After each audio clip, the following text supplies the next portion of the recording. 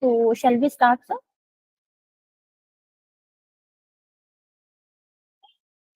Okay. Yes, ma'am, you can start.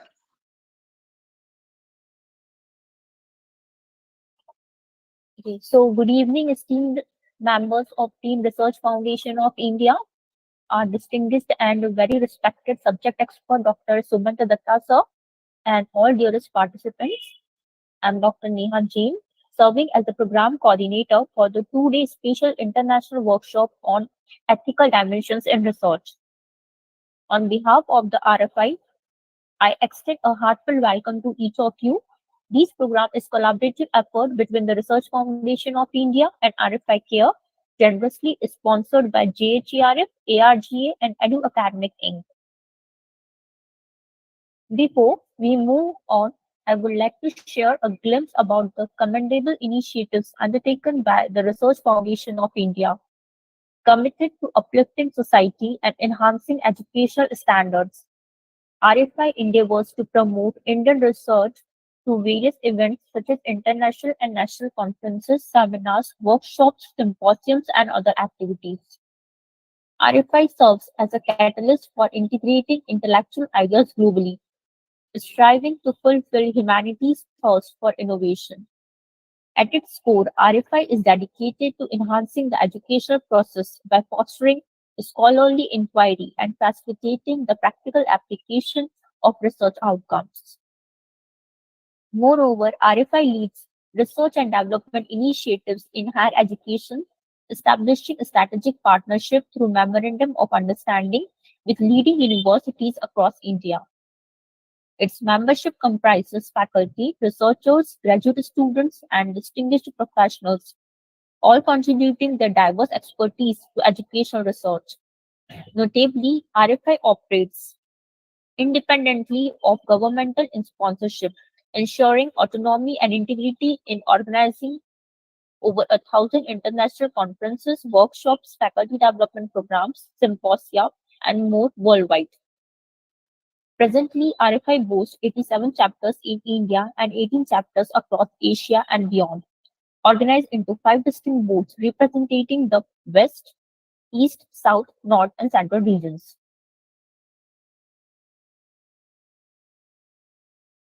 Now, allow me to acquaint you all with Dr. Sumanta Datta sir, an exceptionally proficient, diligent, and strategic individual. He is a senior faculty member of the Postgraduate and Research Department of Commerce at St. Xavier's College, Kolkata, under the University of Calcutta. He is the state president of the Department of Research and Innovation Wing of the Research Foundation of India. He has over 23 years of experience in teaching and research. He has also contributed 11 edited books, two case books, and one research book to a reputed publishing house in India.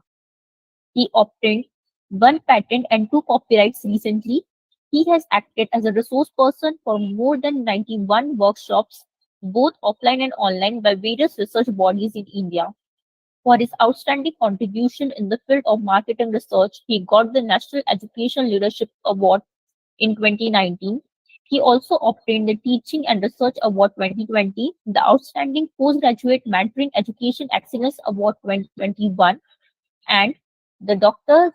Sarvapalli Radhakrishnan Education Excellence Award 2022, and the MPC Global Distinguished Teacher Award Commerce 2024. So that's all about Sumanta's sir expertise. Now I would like to request sir to please initiate the session. Over to you, sir.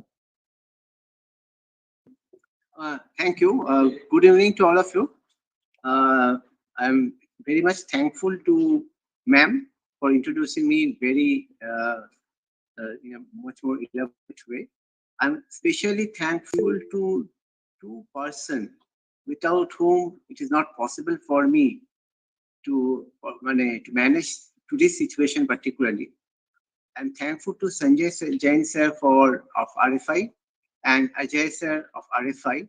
Without their painstaking effort to support me continuously, it is not possible for me to take the session today because of my ongoing orientation duty in my college actually. Somehow I have managed. I will promise you, I will take us 45 minutes, very thought-provoking session for you. But tomorrow, I will take a detailed session about the ethics and ethical part of research. I can promise you, you will get a deeper insight into this particular matter. I'm starting with a particular presentation with a particular issue. Like, see, research is all about creating new knowledge and understanding through in-depth observation from the viewpoint of the researcher. But nowadays, what's the main problem?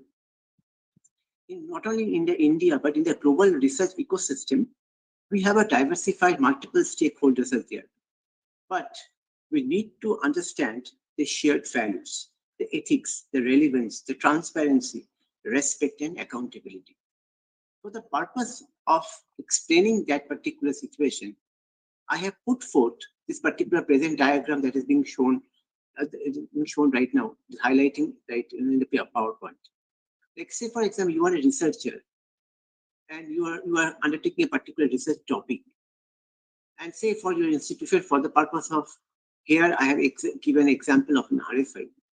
If we are the member body of the RFI, so you can see the most important thing when you are writing something, when you are writing an article, when you're writing a research paper, automatically you have to take a lot of things from different sources.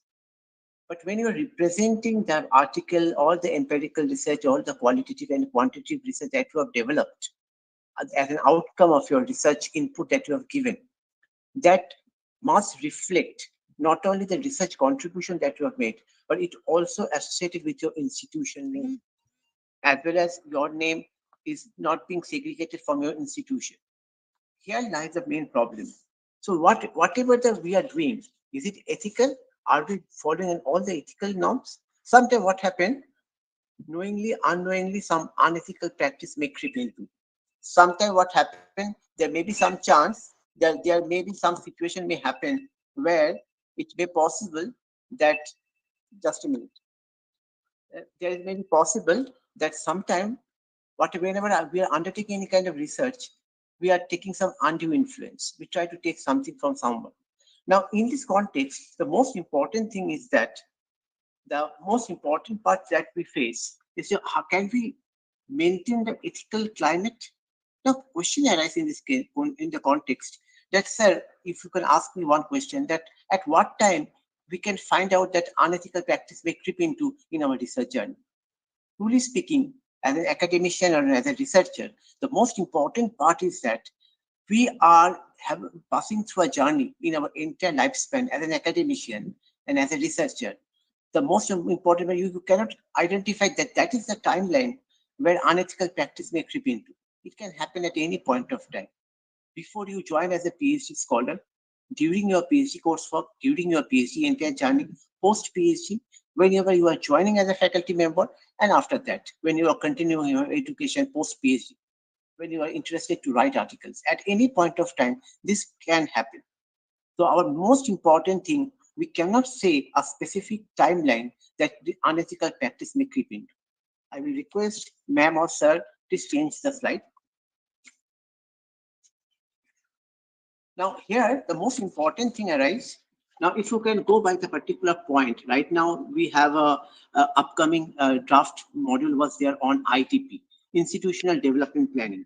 Now, this proposed guideline that was given by UGC in the context of ITP, where it is being very specifically stated that the role of research and intellectual property in infrastructure, where they have focused on the 4C, critical thinking and analysis, creativity, communication, and the collaboration. You can collaborate with your other esteemed faculty members when you can write.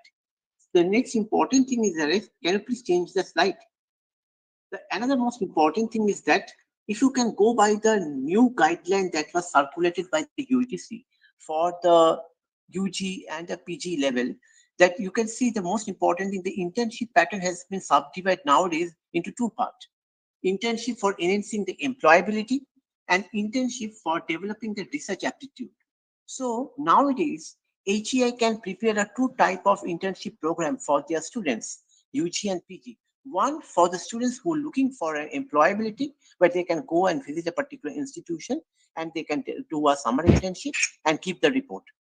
On the other hand, the students can do a research, a small project they can undertake under the guidance of an able professor or the teacher, and then automatically they can complete this summer internship in a particular research area.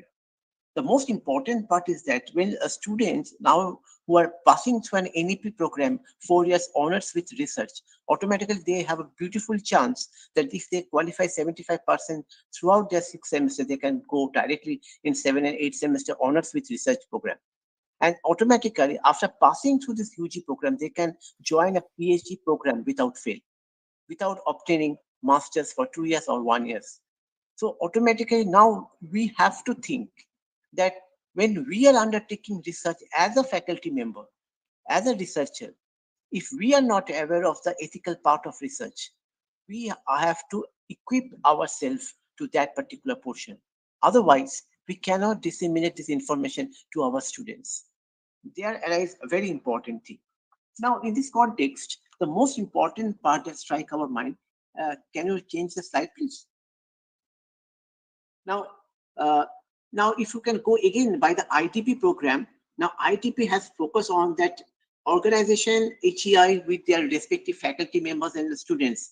They must active in the different process and they can organize conference and everything. They can organize conference and present their research paper. At least two conference per year per college they have mentioned.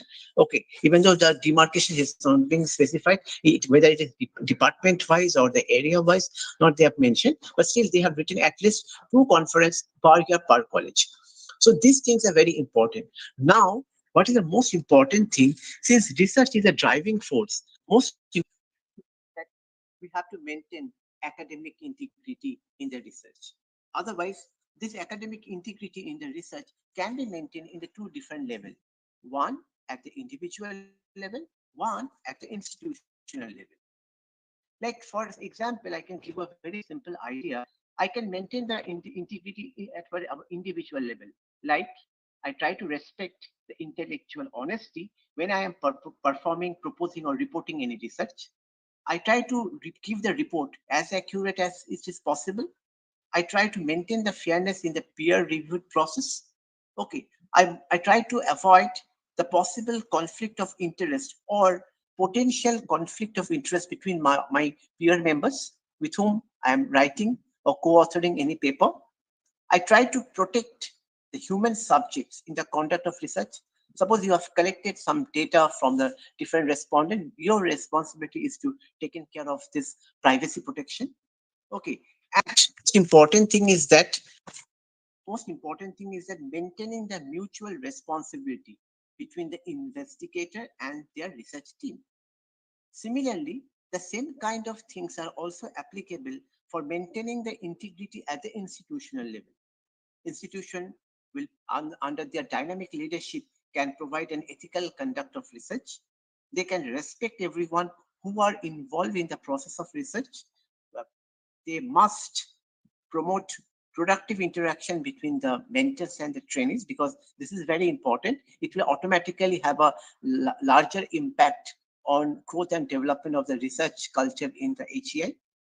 They must develop some code of conduct for research, specifically in the context of human participation as well as animal experimentation. They try to reduce the conflict of interest. They must put forth a specific guideline for that. They also try to put the research integrity by virtue of an appropriate code of conduct. So these things are very important. Now, please change the slide. The most important part, what I think, please change the slide one second. Now, the most important part is that we can talk about the concept of the scientific misconduct. Now, when we talk about the research integrity and the academic integrity, now we can see that there is in the context, we can see there is a term of scientific misconduct. This scientific misconduct is on rise. You can ask me why this is on rise, why this misconduct is going on, and going on. It may be of different reason. One reason is that we are facing a difficulty in publication of UGC CARE journal or Scopus or Web of Science listed journal because it will be time consuming because it will take a time for process of reviewing. Okay. With now, if we, I know that there are some particular houses out there who are promoting different types of journal, that where they can say that we are putting the publishing the papers in the Web of Science or Scopus within 2 to 3 days, but they are charging a hefty amount of money. But before you that, you have to make a cross check. How you do the cross check? What are the things you should follow? I will tell you everything in the tomorrow's session. So, what is the most important thing that I found? That system, this scientific misconduct, other than the honest error, the scientific misconduct of different type. Say, for example, falsification of the data, plagiarism, self-plagiarism, inappropriate use of authorship, misappropriation of ideas from others. You have taken ideas from others and not giving a proper acknowledgement. Okay, you are not properly dealing with the complying with the legislative and regulatory requirement, and you are violating the violation of generally accepted research practices. Now, in this context, I told you this honest error. This honest error, I can give a simple example. Suppose a paper was drafted by 3 authors, and without taking the consent of other author, one or first author has submitted a paper for a conference. Second author, without taking due permission from the other, submitted a paper for a possible publication in a journal. Now, this type of error conducted happened in the context of a given paper is known as an honest error. But scientific misconduct is a very broad term. Now we have to focus on the term of research fraud. So can you change the slide, please? So in case of research fraud, which is a small part out of the entire gamut of scientific misconduct, now research fraud has been defined by US federal policy as fabrication. So can you change the slide, or ma'am?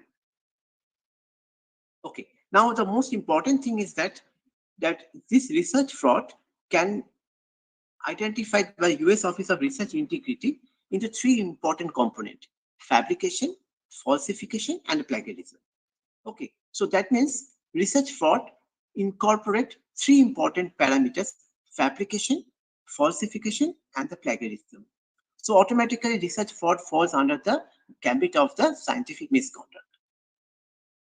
In under the UGC tried to promote academic integrity and the publication ethics. And what they have done, they have created a consortium for research ethics, what we called very popularly known as CARE. And CARE has taken this initiative to publish a series of journal name fall under Group 1 and Group 2. Group 1 are the list of journals which are being updated on a regular basis, while Group 2 journals are which are already being indexed either in the Scopus, Web of Science, and the PubLaw. Next slide, please. Now, this research fraud comprises of three important elements: fabrication, falsification, and the plagiarism. We will come to the two different cases: fabrication, falsification, and the plagiarism, one by one, case after case. Can you change the slide, please, ma'am? Next slide. Okay. Now, coming to the data fabrication and the falsification problem. Now, this is a very interesting area of data fabrication and falsification. Now, what is the fundamental difference between this fabrication and falsification? Now, in case of fabrication, what happened? You have fabricated the data. That means, suppose you've gone through a particular paper where the detailed data is available. Like if I go through a very good journal, reputed paper of a journal, okay, then automatically I will get the entire data. Like if you go to a ICFI journal stage or some other top journals, automatically it's all the data sheet and the tables and everything is available. Some scholars, what they're doing, they're taking the papers from their firm and keeping the same table, only making us minor changes in the table. Suppose it is done based on 400 data, you are making it 800. Okay, just multiplying it. And then the similar interpretation you are drawing, inference you are drawing with a minor change in the language. So this data fabrication, fabricating the data, they are doing. Now, data falsification is another. This data falsification means you are falsifying the data. That is, you have collected the data, but the data does not reveal the true report, the outcome of your research investigation. So automatically what we are doing, the researcher, we are manipulating that data and again rerunning some software in order to get a result in favor of us. These are all fall under case one, under research fraud case one, which is called data fabrication and falsification. Sometimes this is also called a misrepresentation of the data. Now, point arises, if some scholar adopted this mean, what is the remedy? What is the penalty consequence? What will happen next? I can give you this example, this situation with the help of a very simple example. Now, in this case, what happened? The data fabrication and falsification can happen. Now, if you can go by this particular point, now automatically, what is the penalty consequence for that?